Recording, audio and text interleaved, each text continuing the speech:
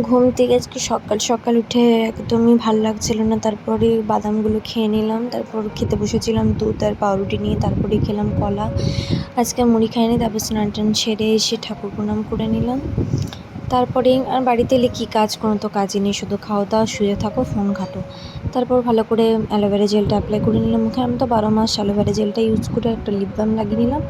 তারপরে মেন জিনিস সিঁদুরটা তো পরতেই হবে, স্নান করেছি তাই ভালো করে সিঁদুরটা পরে নিচ্ছিলাম আয়না দেখে।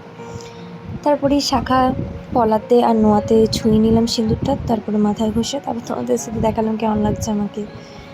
কী বলবো কেমন লাগবে, বাড়িতে থাকলে তো ভূতনিই লাগবে। তারপর ডাবের জল খেয়েছিলাম। তারপরে দুপুরের ভাতটা খেয়ে নিলাম। তারপরে ঘুম থেকে উঠে আপেল খেয়েছিলাম, আসলে ঘুমিয়ে গেছিলাম, বিকেল হয়ে গেছিলো তাও খেয়ে নিলাম আপেল। তারপর সন্ধ্যাবেলা একটু মুড়ি খেয়েছিলাম আর এদিকে চলে এসেছিলাম তো মিঠাই রানী। রাত্রে খাওয়া দাওয়া করে বাইরেই বসেছিলাম আর রাতে মেঘ করেছিল অনেক, সেটা তো দেখা যাচ্ছে না একদমই।